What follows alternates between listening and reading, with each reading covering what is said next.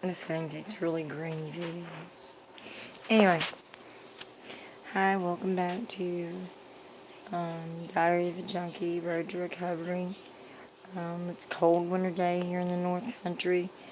Everybody's bundled up and, under a bunch of covers, a bunch of heat going. I don't know where my selfie stick is, so whatever, it is what it is. Because my channel's going to start off real and I'll figure it out from there. My name is Krista and I'm an alcoholic and an addict.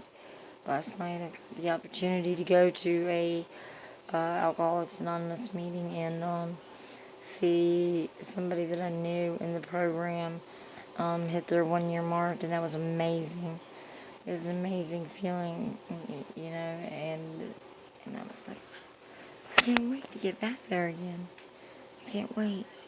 And I will, one day at a time. We do have to talk about resentments. Part of my story was that I was in recovery for many years, and about 5 years, my old doctor, doesn't think it was true recovery because I did smoke marijuana from time to time. But now it's a medicinal state in New York, so I probably could get it. Nevertheless, let's not even make an excuse about it. Okay, so this is my first time doing it.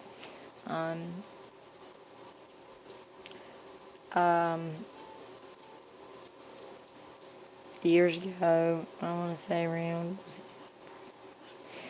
2006, 2005, I had my children who were 2 and 3, and 2, 3, and 12 years old. Okay, my 2 and 3-year-old got out in the morning a couple times when I was sleeping because my 3-year-old we didn't know at the time he had Asperger's. But also I was sleeping hard and I wasn't like I am now. Like I would wake up like, so I had social services in my life for a long time. I went to a long-term rehab. I went to a halfway house, and it was the best thing that ever happened to me in my life. And I came home to a husband that was drinking at the time. Now he is 14 months sober. Amazing. He made it look easy, but not really. So I went through all that, and I jumped through all the hoops that you have to when you go through social services and DSS and all those calls and all that stuff. And I got finished. And then I finished in 2007 or 8. From that time to the year 2015, I rented a little house across the street from this house. It was a little crack house on the outside, and every time I used to sit there and wash dishes, come on, Bella, get out of here. I used to say, I'm gonna get that house. I'm gonna get it. And my 13-year-old son, Brian, he was like, oh, Mom, you ain't gonna get that. You better stop. And I started by working on my credit. I was like, God, I can do this. I know I can. And I would. So I started building my credit. This is one of my resentments. I started building my credit. And I worked with HUD in the first time home buyer's loan. And I did everything that I was supposed to do. My credit scores were in the 700s. And I looked good for getting the loan on this home. And they check your scores like 6 months later and see how your credit is built up, because it was new credit and they used alternative credit. For the first time in my life, I felt like I was getting somewhere. I was going to get this beautiful home for my children. I did have a husband that was still drinking, but he was working and he was helping me to fix my credit. And helping me to, to figure out. Buddy, I went on and I went down many rabbit holes, but I did it. I did it. And I remained going into treatment, and I remained on some maintenance as I am to this day. And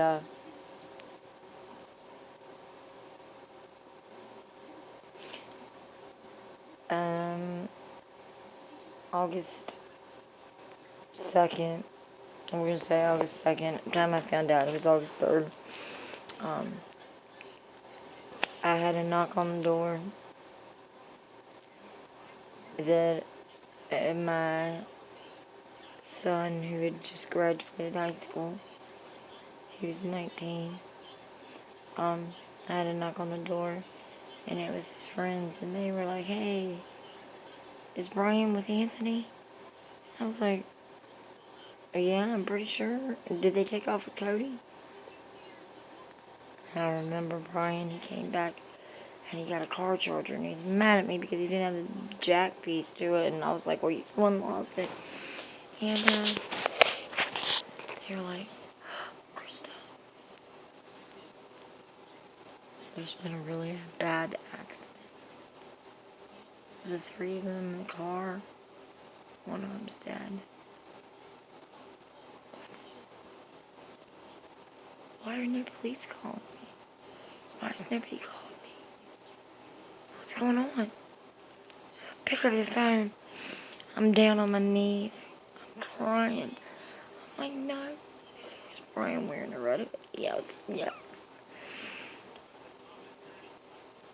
I picked up the phone and I called our hospital, which was 30 minutes away where they were taken. And I was like, "Is my son Brian there at the hospital?" They said, "Yes." I said, "Can you tell me if he is alive?" And because of HIPAA laws, they weren't supposed to. And I screamed. And I was like, "I have a 30-minute ride. I have children that I have to take to the grandmothers. Can you please, for the love of God, can you tell me if my son is alive?" "Yes, ma'am."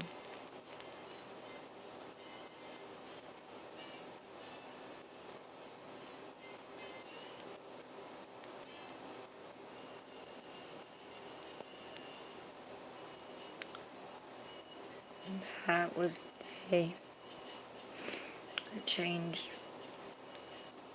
a lot of people's lives forever.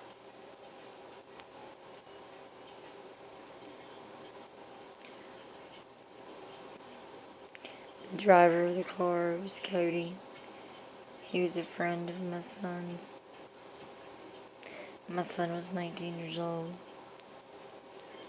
My son had his best friend who they had practically lived back and forth with each other from the age of 7. Was in the back seat. He was thrown out of the vehicle and he died.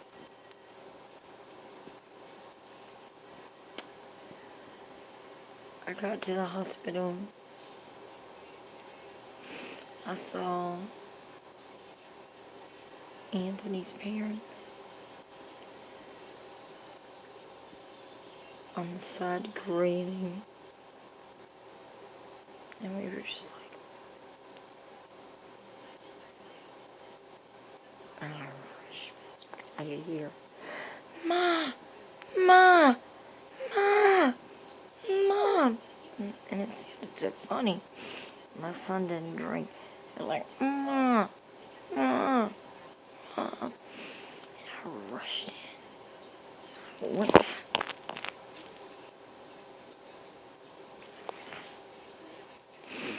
And there was my son, and everything had been taken off of him except for his shorts. And his head had blood running down it, and there were staples.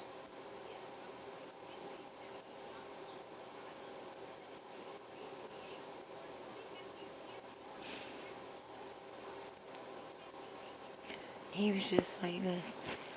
Ma, Ma, pinch me. And he was like, Ma, wake me up.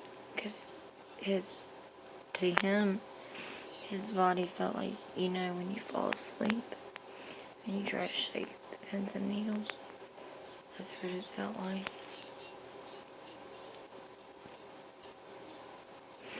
I mean, he was there, but he wasn't there. And they took him in for the CAT scan. And we waited. And Cody, I didn't see till the next day. But by the grace of God, he was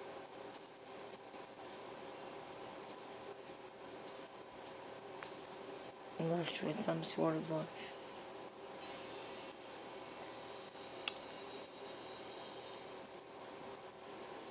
I'll never forget, for as long as I live, the feelings. This child was dead. There's a dead child. There was a real me. My child was still alive. But what was wrong? Oh my God, what was wrong? The doctor took me into this little room, and he said, Miss Bailey, you have a seat. I said, I don't want to. He said, Miss Bailey, you have a seat. I said, no. Your son, Brian Doyle, 19 years old, is never going to ever feel anything. He broke his neck and severed his spine. Passenger side. He's never going to feel anything below his armpits. He might not ever be able to breathe on his own.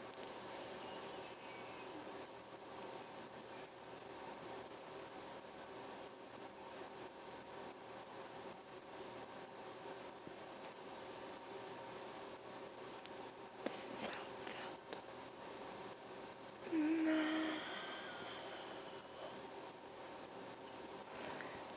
Why, God, it felt to sink.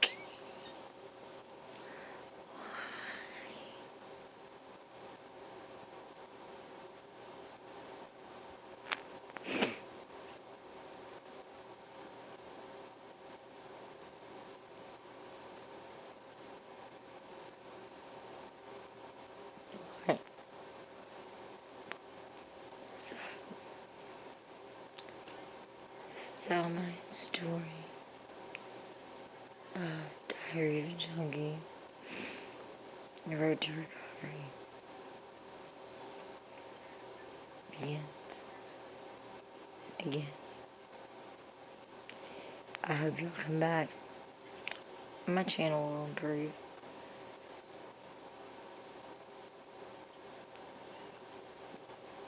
God bless. I promise next time I'll have the face on. But who cares about all that?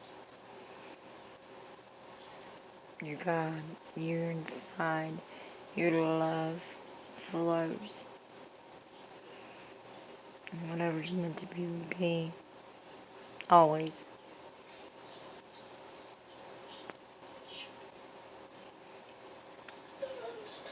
You know what? Let's see what happens with Brian. Well,